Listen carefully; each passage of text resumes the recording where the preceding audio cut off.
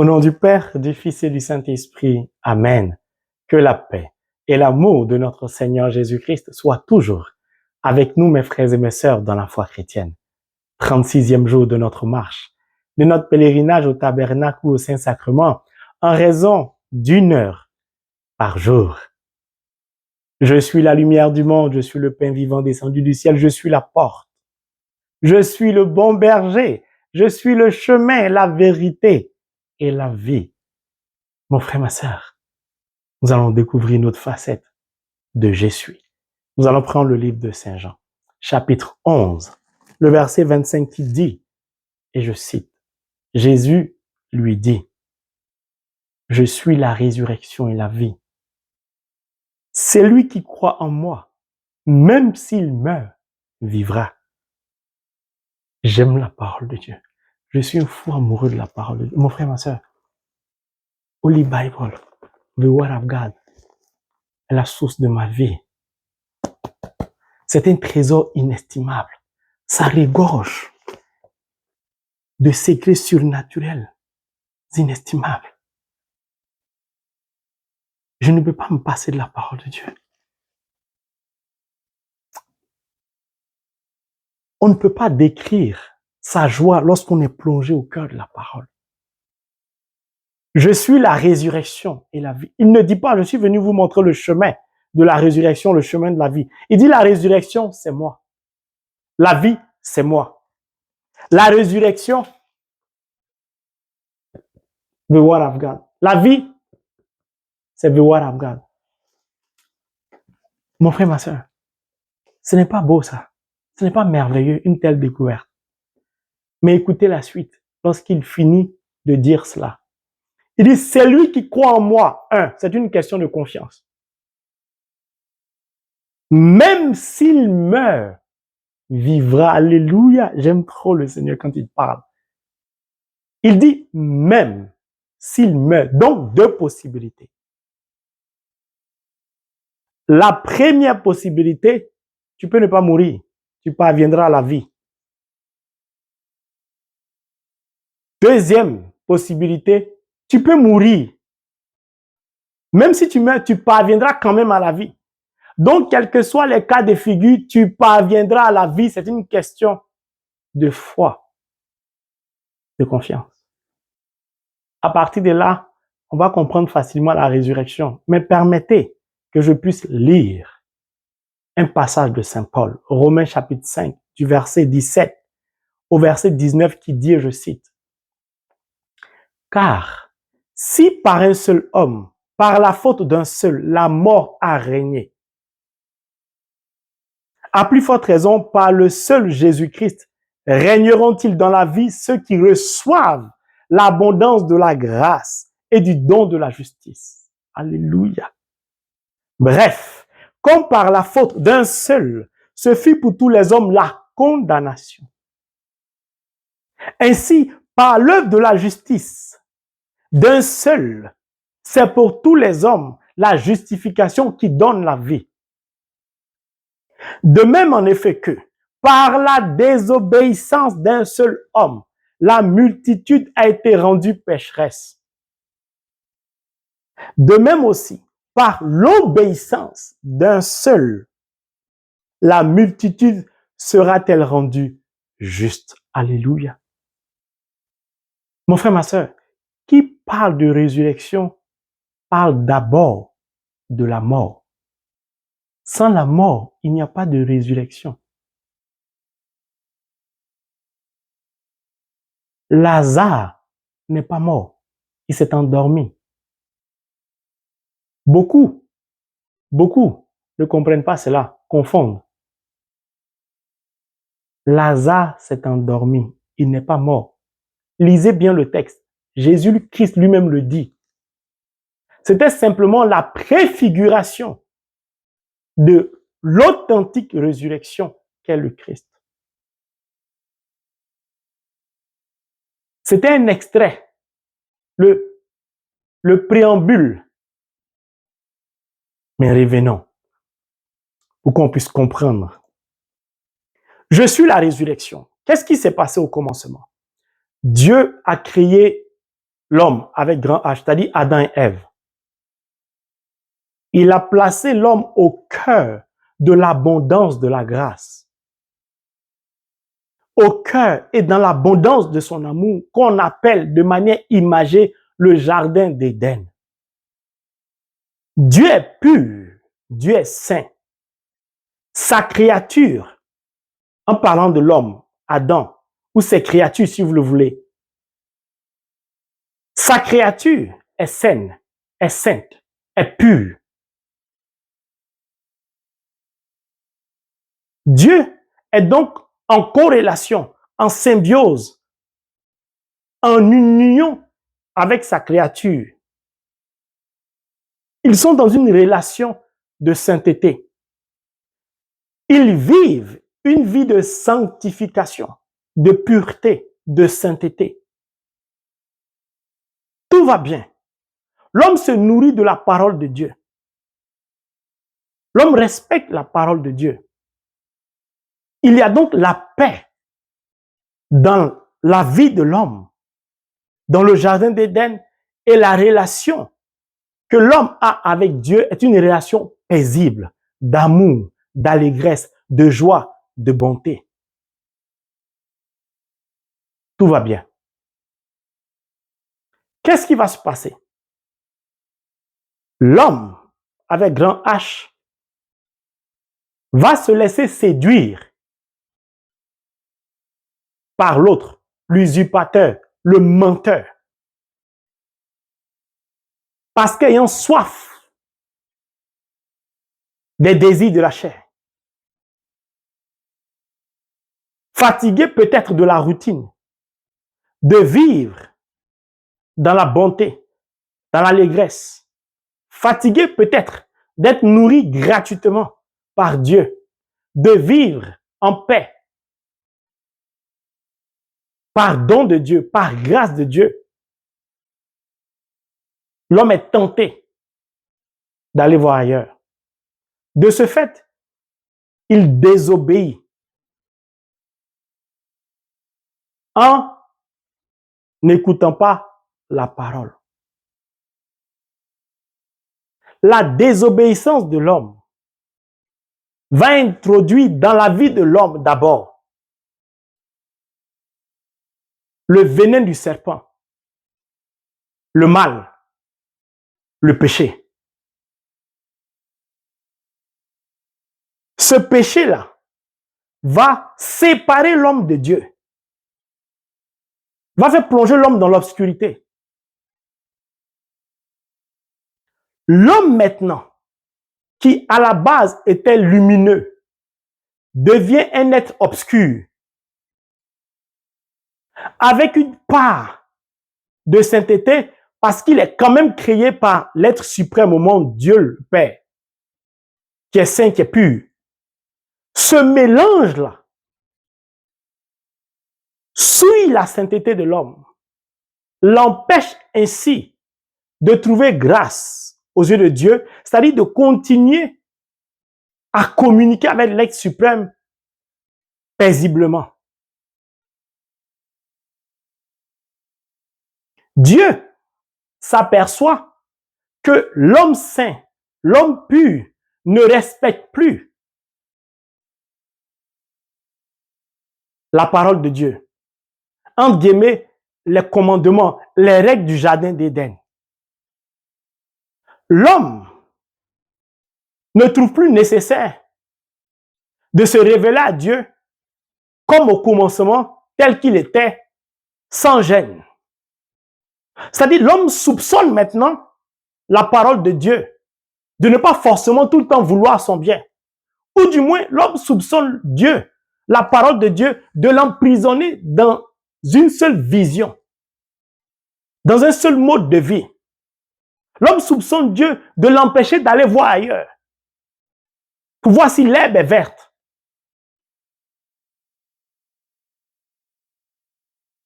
L'homme fissure ainsi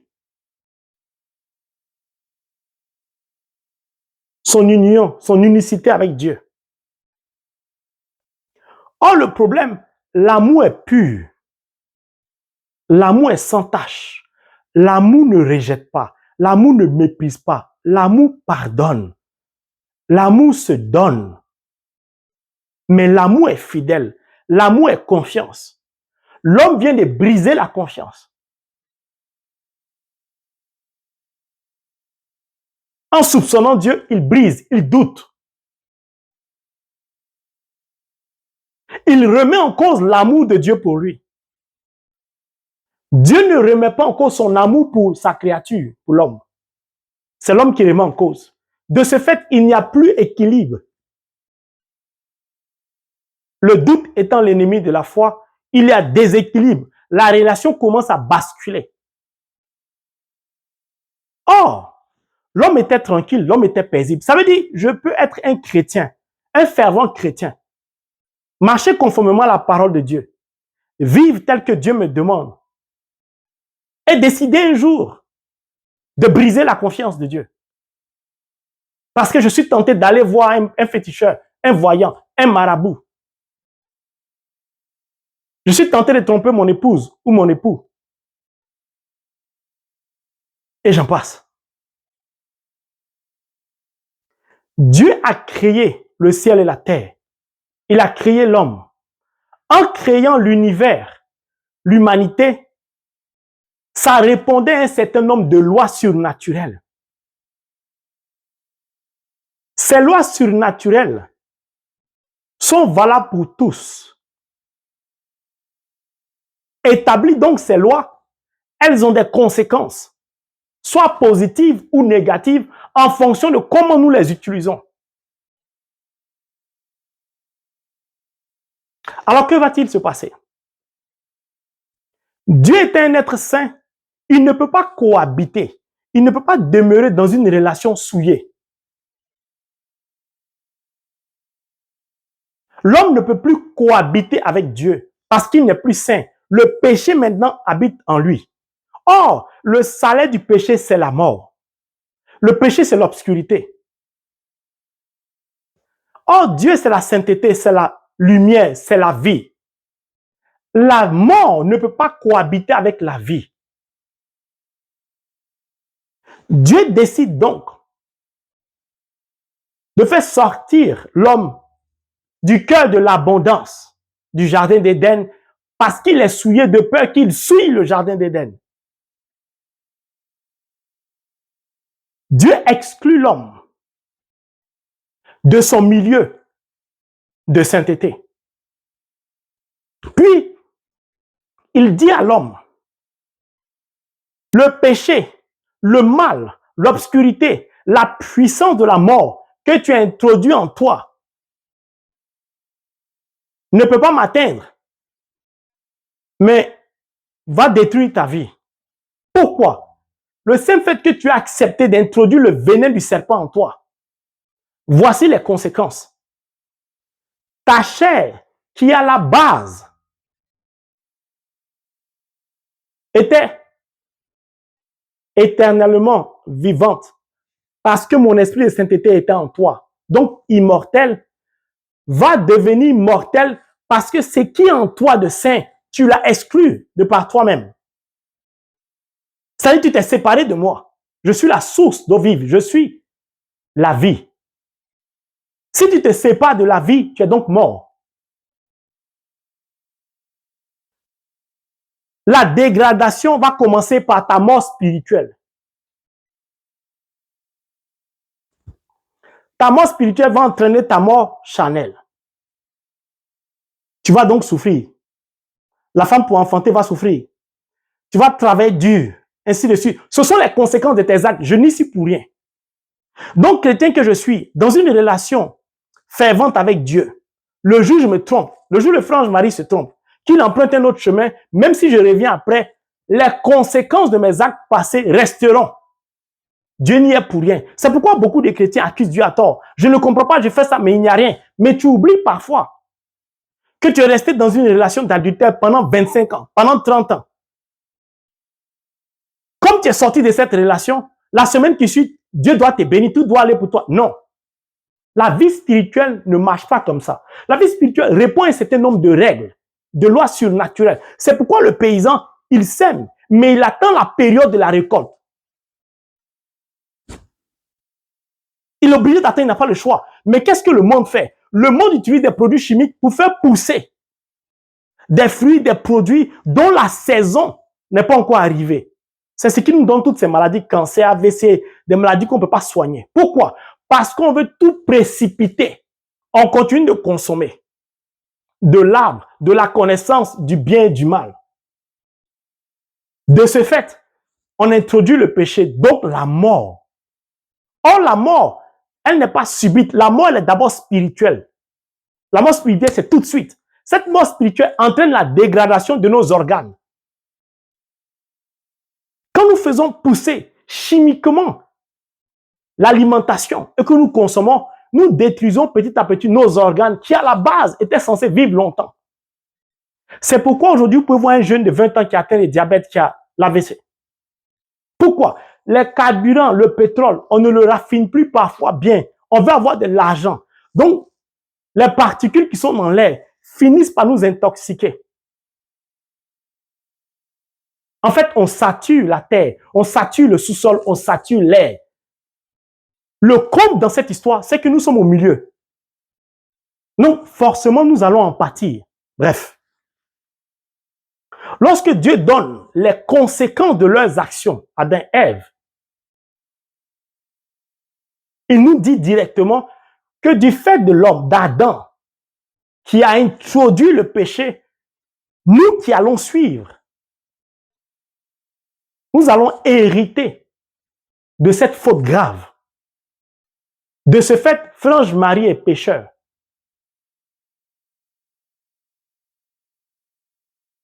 Ce n'est pas de la faute de Dieu. Oh, Dieu est amour.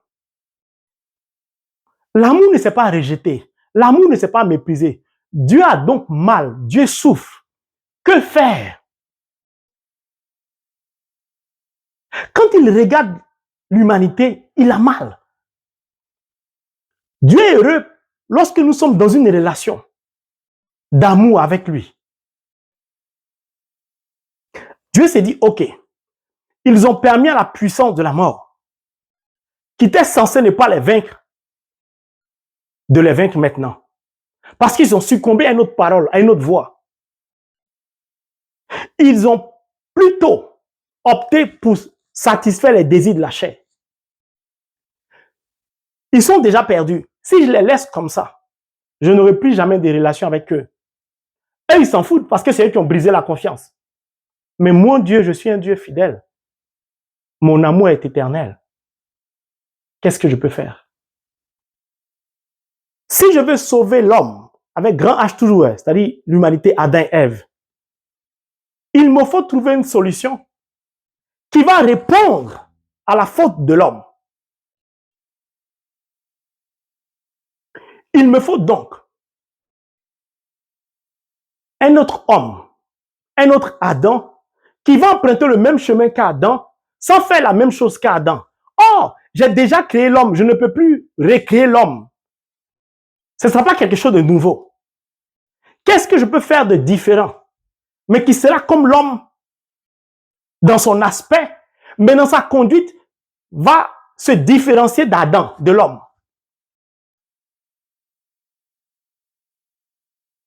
Dieu décide donc, pour ce faire, parce qu'il ne peut plus créer un autre homme, d'engendrer un homme. Mais en le faisant naître dans une condition charnelle, il va choisir la Vierge Marie, puis il va choisir son propre fils, qui à la base n'était pas censé venir sur la terre. Lorsqu'il va parler avec son fils va se porter volontaire en disant, papa, ce sont mes frères et sœurs, ils se sont égarés, je les aime. Ta souffrance est ma souffrance. Ce que tu désires accomplir afin de les sauver me plaît beaucoup. De ce fait, je me porte volontaire. C'est pourquoi je donnais dans un enseignement précédent. Un vrai père de famille qui apprend que son enfant est frappé d'un problème cardiaque, s'il n'a pas de cœur dans 48 heures, le père se porte volontaire. c'est un bon berger, c'est un vrai père. Donc le Fils qui est sorti de la sainteté, du Verbe, qui lui aussi est saint, va donc prendre forme dans les entrailles de Marie. Lorsqu'il va se porter volontaire, Dieu va lui accorder son assentiment, sa bénédiction. En disant, toi et moi, nous sommes un. Notre cœur bat au même rythme. Nous nous aimons de la même manière. Il n'y a pas de problème. L'homme du Très-Haut te couvrira. Lorsqu'il a choisi Marie, le Christ va naître. Mais le Christ va naître, c'est le Verbe qui s'est fait chair. Le Christ doit emprunter le chemin de l'homme, d'Adam, mais ne pas vivre comme l'homme. C'est-à-dire rester fidèle du début à la fin, afin de sauver l'homme de la puissance du mal, de la puissance de la mort qui l'engloutit, c'est-à-dire qui le domine, qui l'écrase. L'homme est déjà en Égypte, avant que le peuple soit en Égypte. L'homme est déjà en captivité, parce qu'il a activé la puissance du mal. Alors le Christ, lorsqu'il naît, chair il est, parce qu'il est passé par Marie qui elle-même charnelle, elle est. Mais le canal par lequel il est venu est un canal saint, pur. Parce que Dieu a créé Adam et Ève, l'homme, avec grand H, de ses mains. Il a mis en lui le souffle. Donc, Adam et Ève étaient purs à la base.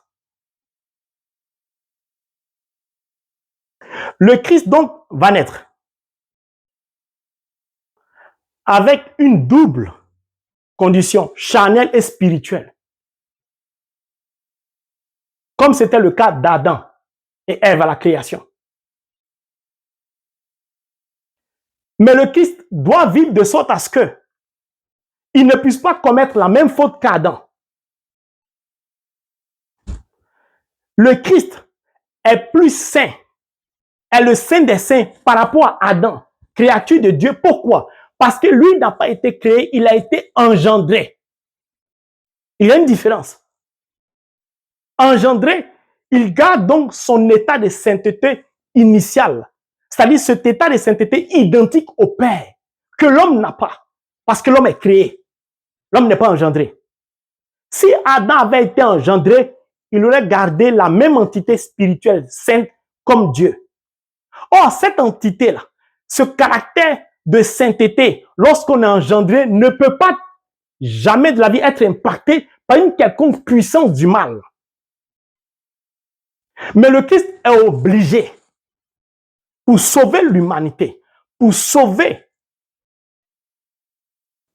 l'être humain, d'emprunter le chemin de l'homme en dépit de sa condition. Il va vivre. Pour vaincre le péché, c'est facile. Il suffit de résister. Il aura la victoire. Mais s'il a la victoire, ça ne suffit pas. Parce qu'il suffit que l'homme recommence. Et le Christ va recommencer le même processus. Ce sera un processus sans fin, puisque Jérémie a dit le cœur de l'homme est mauvais. Il a goûté, il ne veut plus laisser le péché. L'homme est devenu addict au péché. L'homme est devenu addict à une quelconque liberté. Il a pris plaisir à sa liberté. Parce que selon lui, Dieu l'emprisonnait au jardin d'Éden. Mais cette liberté dont jouit l'homme à partir du péché, le rend lui-même esclave du monde. Il travaille comme un fou pour se nourrir. Il subit toutes les factures, il ne comprend plus rien. En fait, il est prisonnier de lui-même, du fait du péché. Donc, il est mort. En plus, il est séparé de Dieu. Le Christ va emprunter le chemin. Je saute beaucoup d'étapes. J'essaie de faire simple. Il va emprunter le chemin d'Adam. Il va vivre sur la terre. Mais en faisant de Dieu sa priorité, il va rester fidèle à son Père.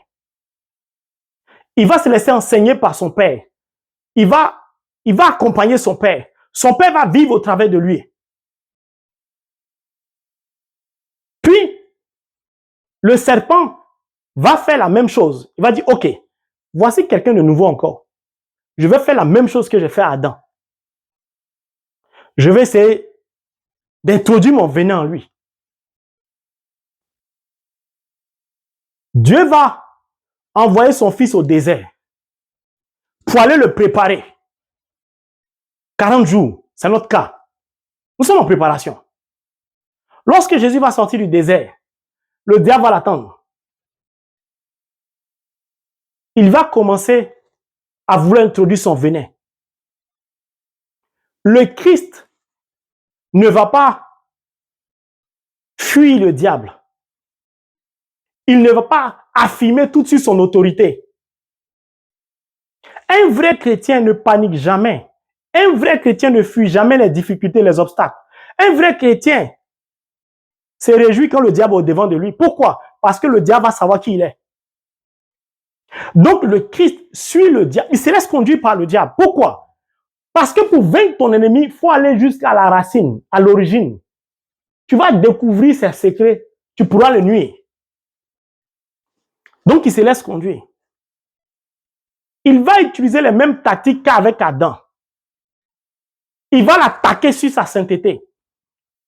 Le diable a voulu tromper Adam en disant, mais qui vous a dit?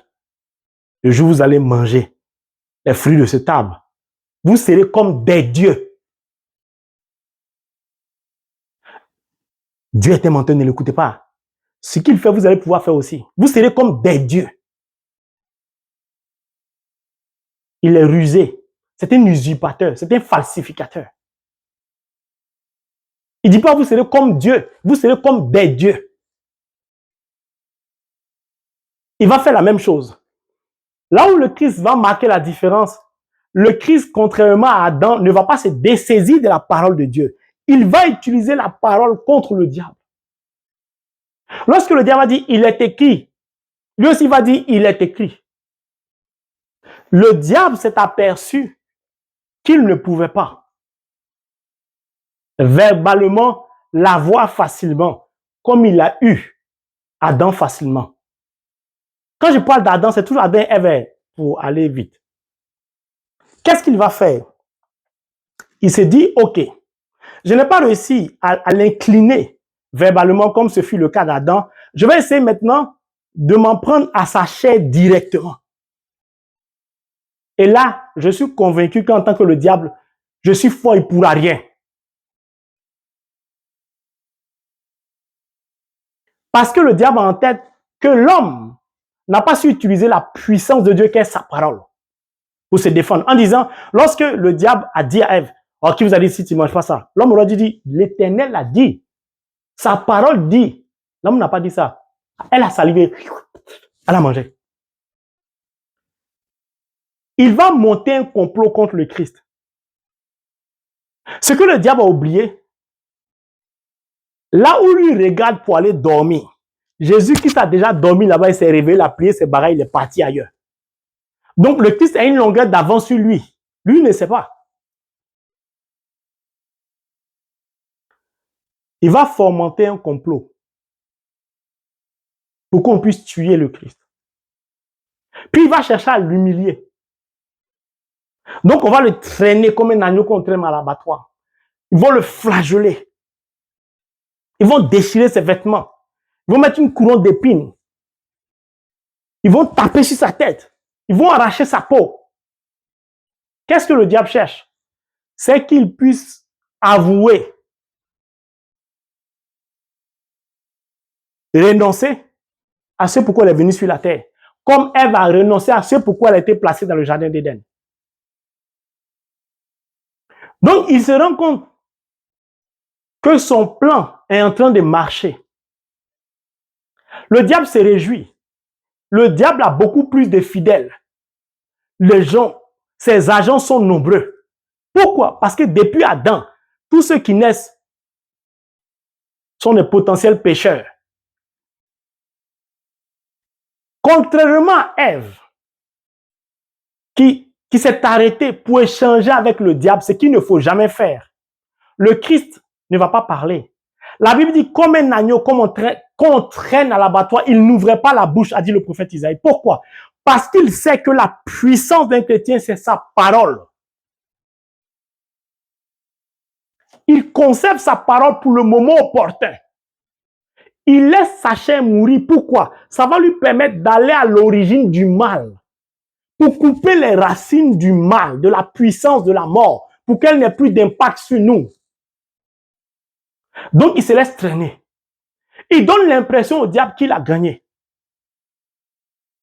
Le diable te torture dans ta vie, il te torture pendant ce pèlerinage. Tu as l'impression que tu as tout perdu, que le diable a gagné, que les sorciers ont gagné, que ceux qui ne vont pas à l'église, les païens ont eu raison. Tu as cette impression. Mais reste calme. Imite mon maître à penser. Il n'ouvrait pas la bouche. C'est le prophète Isaïe qui a dit, ma marraine spirituelle faisait quoi? Luc 2, 19. Elle méditait tout en son cœur. Donc, elle n'ouvrait pas la bouche. Pourquoi? Elle connaît. Lorsqu'on va le traîner, on va l'accuser à tort. Donc, injustice. Le diable ne change jamais sa tactique. Il change peut-être les scénarios, mais le texte est le même. Il sera accusé à tort, donc injustice. Qu'est-ce qu'il a fait? Il a accusé à tort Dieu en disant, Adam, qui vous a dit que si vous mangez, vous allez mourir? Non, vous serez comme des dieux. Il dit indirectement que Dieu est un menteur. Dieu est injuste. Il vous cache la vérité et la connaissance. Parce qu'il ne veut pas que vous soyez comme lui. Non, il ne veut pas.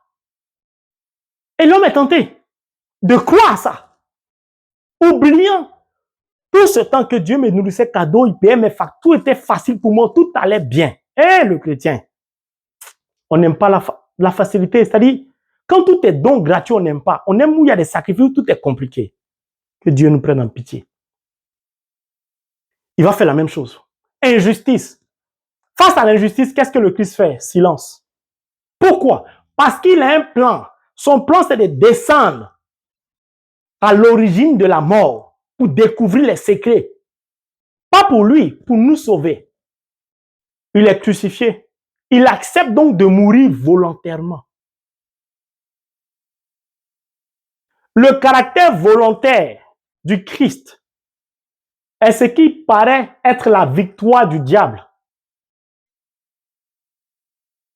Lui pensait qu'il était fort dans l'esclave, dans l'usurpation. Il ne sait pas que la vérité, elle emprunte les escaliers. Mais elle arrive toujours à voir l'ascenseur. Si l'ascenseur, il y a des pannes, il y a des coupures, tu n'as pas le temps de te rendre compte. Tu aimes monter dans l'ascenseur, tu ne fais pas d'effort physique, tu arrives là-bas, tu es obèse, le poids, tu perds tellement que l'ascenseur va plus vite. L'escalier, tu marches comme ça, le battement de ton cœur fonctionne bien, tout va bien. Il est mort sur la croix. Mort qu'il est, le diable se réjouit. Les adeptes du diable sont contents. On a obtenu ce qu'on voulait. Les marabouts sont satisfaits. On a réussi à pourrir sa vie. Elle ne va pas se marier. Elle ne va pas enfanter. On a avalé ses yeux. Oh, la franc-maçonnerie, la rose croix. C'est nous, on est puissants. C'est nous, on a le pouvoir. On accède, en tout cas, aux postes les plus suprêmes du pays. C'est nous. Quand tu regardes les présidents de la République, la plupart sont des francs-maçons, des homosexuels. C'est nous, on a le pouvoir. Le Christ n'a rien dit. Le ciel s'est assombri, donnant au diable l'impression qu'il a gagné.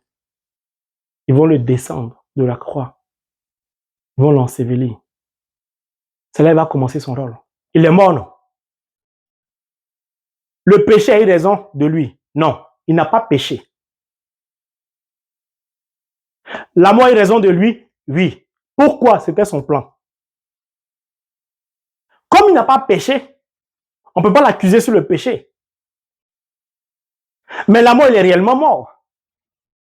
Donc, le salaire du péché, c'est la mort. Lui, il allait directement à la conséquence sans le péché. Le diable ne sait pas discerner, il ne sait pas faire attention. Comment le salaire du péché, c'est la mort? Quelqu'un meurt sans avoir péché, ça veut dire que c'est bizarre, le gars, il est mystérieux. Et le diable a cru qu'il était mort. Donc, il va descendre au séjour des morts, enseveli. Quand il va descendre, il va affronter la mort. C'est pourquoi il est descendu au Jourdain. Quand il est remonté, l'esprit est descendu sur lui, la colombe. Donc, quand il a été enseveli, il est descendu. Là-bas, il est descendu là. Il a écrasé la mort. Il s'est révélé au diable comme étant la vie, la plénitude de la vie. Le diable est perturbé. Puis il va prouver au diable qu'il est la vie. Il va libérer ceux qui étaient captifs. C'est pour nous dire, regarde, il est descendu plus bas que terre pour aller libérer ceux qui étaient captifs, prisonniers. Pour dire au diable, regarde, ton territoire là, c'est moi qui commande. Il est libère. Quand il est libère, il remonte. Quand il remonte, il est victorieux. Mais il a besoin d'apparaître pour que ceux qui étaient désespérés reprennent espoir. Donc, il apparaît. Marie-Madeleine le voit. Il avait dit qu'il allait ressusciter le 3e jour. Mais, comme ils l'ont vu mourir, ils étaient désespérés. C'est là qu'il va jouer toute sa carte. Enseveli, il remonte. Donc, il a vaincu la conséquence du péché qu'est la mort. Pourquoi l'a-t-il fait? De sorte à ce que ce sacrifice ultime, unique, puisse servir pour toujours. Lorsqu'il écrase la mort, il remonte en victorieux. Puis, il sort du tombeau. Personne n'a roulé la pierre. L'ange n'a pas roulé la pierre pour aider le Christ. Personne ne peut aider Dieu. Le Christ est sorti de lui-même. L'ange a roulé la pierre pour les témoins que nous sommes, les Marie, Madeleine, les Pierre et Jean. C'était pour eux que l'ange a roulé la pierre. Donc, qu'est-ce qu'il a fait? Il a écrasé la mort. Il a rétabli ainsi l'humanité dans ses droits, comme à la création. De ce fait, il se rend visible. Pour dire quoi? La sainteté d'origine. Donc, la vie entraîne, cette vie spirituelle entraîne la vie de la chair. Et je vais vous en faire la démonstration. Il va se lever de terre, qu'on appelle l'ascension, avec sa chair, qui était censée être mortelle. Il rétablit la chair dans sa condition initiale, c'est-à-dire vivante parce que l'esprit est vivant. Il monte. Et il nous dit dorénavant, la mort n'a plus de pouvoir, je l'ai dominée. Je l'ai écrasée. J'ai fait de la mort mon marchepied. Même si jamais il parvient à vous toucher, à vous pousser à pécher, ce sacrifice restera unique. Chaque fois que vous allez fixer votre regard sur la croix, chaque fois que vous allez emprunter le chemin de la croix, chaque fois que vous allez emprunter le chemin de la pénitence, du sacrement de la réconciliation que je viens d'établir, la puissance de la mort ne pourra plus l'emporter sur vous. Pourquoi? Ce qui vous condamnait, c'était le péché. Le péché, maintenant, vous pouvez venir abandonner ça entre mes mains. Donc, c'est moi que la mort doit affronter. Si elle peut qu'elle vienne. Or, la mort le connaît, il l'a déjà écrasé. Il retourne vers son Père. C'est pourquoi il dit, je suis la résurrection. J'ai accepté de mourir, de faire don de ma vie pour que vous puissiez vivre. Mais ce n'était pas mon projet, c'était le projet du Père. Je dis ce que le Père m'a enseigné, je ne fais rien de moi-même, je fais ce qui plaît au Père. La volonté de Dieu, c'était qu'un nouvel Adam vienne pour rattacher la fin au commencement, pour que l'homme soit rétabli dans sa relation initiale avec Dieu, afin de bénéficier toujours de la vie éternelle, de l'abondance, de la grâce. C'est pourquoi Saint Paul dit, le don de la grâce, la mort d'un seul a fait régner la mort. C'est-à-dire la mort d'Adam a fait régner la mort. La vie, la résurrection, la justice d'un seul a rétabli tous ceux qui étaient condamnés dans la vérité, dans la justice, c'est-à-dire dans la vie. Le diable a utilisé un homme pour condamner tous. Dieu a utilisé un pour sauver tous. Le diable est bloqué. Il n'a plus de plan. Qu'est-ce qu'il cherche à faire? Maintenant, c'est de déstabiliser notre foi. Pourquoi? Parce que le Christ a dit, je suis la résurrection et la vie. Celui qui croit en moi, même s'il meurt, vivra. C'est-à-dire, quelles que soient les conditions, nous allons vivre. Mais c'est précédé de quoi? Celui qui croit. Qu'est-ce que le diable a fait? Il sait que, même si nous péchons, nous allons vivre. Mais ce qui va nous empêcher de vivre, puisque la grâce, c'est un don gratuit, nous dit Saint Paul. C'est un don gratuit de Dieu. Personne n'a payé. Jésus a donné sa vie gratuitement. Donc, nous parvenons. Nous sommes de potentiels arrivés. Nous sommes de potentiels inscrits dans le royaume des cieux. Notre nom est déjà inscrit. C'est une certitude. Mais ce qui va causer problème, ce sera la foi. Donc, le diable va essayer de nous attaquer sur notre foi, de nous déstabiliser. Si nous ne croyons plus au sacrifice, nous n'avons plus notre place là-bas. C'est pourquoi il va faire quoi? Il va jeter une maladie sur toi. Pour voir si tu vas continuer à croire. Alors que Isaïe a dit quoi? Dans ses plaies, dans ses meurtrissures, c'est toute notre guérison. Non. Il va essayer, par des marabouts, des féticheurs, ils vont essayer de t'envoûter, de te lancer un sort. La Bible dit quoi? Saint Paul, Galate. Il s'est fait malédiction pour nous, non? Donc, aucune malédiction ne peut t'atteindre. Mais il va essayer quand même. Et beaucoup de chrétiens sont étonnés. Alors que le Christ s'est laissé tester par le diable. C'est une épreuve de domination. C'était pas une épreuve parce que Dieu voulait qu'on le teste. Non. C'était pour prouver au diable que tu n'as aucun pouvoir, tu n'es rien, tu vaux rien, tu n'es rien même. Mais je vais le faire pour que mes frères et sœurs, en voyant ce que j'ai fait, reprennent espoir, confiance. Petite maladie, tu t'embrouilles. Tu perds ton travail, tu t'embrouilles. Le diable te teste, tu t'embrouilles. Regardez, ma hanche, je ne peux même pas avaler. Mais quand il s'agit de... Je prêche jusqu'à quand il finit, ma femme fait paix. Pourquoi? Pour Dieu, le diable, regarde. Si tu veux, il faut mettre plaies partout. C'est avec les plaies qu'il a ressuscité.